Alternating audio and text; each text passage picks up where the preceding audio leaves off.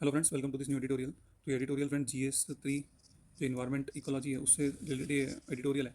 तो आप ये देख रहे हो कि रिलेटेड है ये ई वेस्ट से। और फ्रेंड्स, ये बहुत बढ़िया एडिटोरियल है। इसमें लिखा हुआ है कि इंडिया एक रिपेयरेबिलिटी इंडेक्स लॉन्च करने वाला है। होता क्या है रिपेयरेबिलिटी इंडेक्स? मतलब आपने कोई फ़ोन या फ्रिज लिया, अगर वो ब्रेक हो गया तो फिर उसको रिपेयर करवाना एक बड़ा हेडेक होता है। फिर आपको लगता है कि भाई उसमें कितना कॉस्ट लगेगा, उसके पार्ट्स मिलेंगे नहीं मिलेंगे। भाई रिपेयरेबिलिटी इंडेक्स में क्या होगा कि कोई भी आप चीज़ खरीदोगे तो उसमें एक रिपेयरेबिलिटी इंडेक्स लिखा होगा। मतलब आप देखते हो ना, पावर सेविंग इंडेक्स लिखा होता है।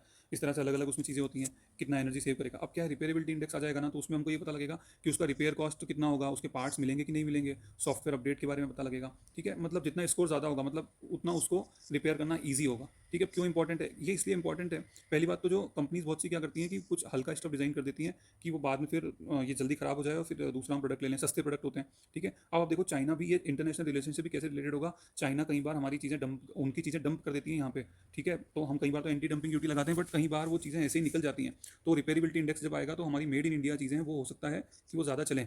ठीक है, तो क्या वो चीपर मटेरियल यूज़ कर लेते हैं और वो फिर जो मेटल्स हैं फ्रेंड्स, तो हो सकता है वो चीपर मटेरियल यूज़ करें, फिर उनको रिपेयर करने में मुश्किल हो। तो रिपेयरेबिलिटी इंडेक्स आने से क्या होगा कि चीज़ें सही मिलेंगी। और एक बात और भी है कि मेटल्स बहुत प्रीशियस होते हैं। ठीक है, तो उनको माइन करने में बहुत सारा वाटर इन्वायरमेंट डैमेज भी होता है। तो वो रिपेयरेबिलिटी इंडेक्स ये बताएगा कि उसमें फिर रिपेयर इजीली हो सकता है कि नहीं हो सकता। ठीक है, हमारे लिए भी अच्छा है, प्लानट के लिए भी अच्छा है, लेस वेस्ट होगा। सबसे बड़ी बात तो ये है कि इससे बहुत कम वेस्ट जनरेट होगा। और ये कैसा है कि ये ऐसा है कि एक चीज़ को लंबे टाइम तक यूज़ किया जा सकेगा। तो ये इसको इसको ही राइट टू रिपेयर कहा गया है।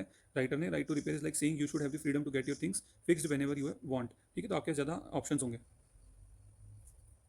तो यही था फ्रेंड्स रिपेयरेबिलिटी इंडेक्स के बारे में। और मैं पीडीएफ जब मंथ के एंड में शेयर करूंगा तो आप सारे एडिटोरियल देखोगे तो इसको भी एक बार पढ़ लेना। तो मेन यही है कि राइट टू रिपेयरेबिलिटी इंडेक्स प्रीलिम्स में ही पूछा जा सकता है। तो ये क्या है, ये बताएगा कि चीज़ें इजीली रिपेयर हो सकती हैं नहीं हो सकती।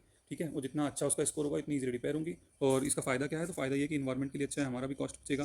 ठीक है, जो डंपिंग करती हैं दूसरी कंट्रीज हमारे यहाँ वो बंद होगा। तो इस तरह से ये फ़ायदा है। Okay friends, thank you so much.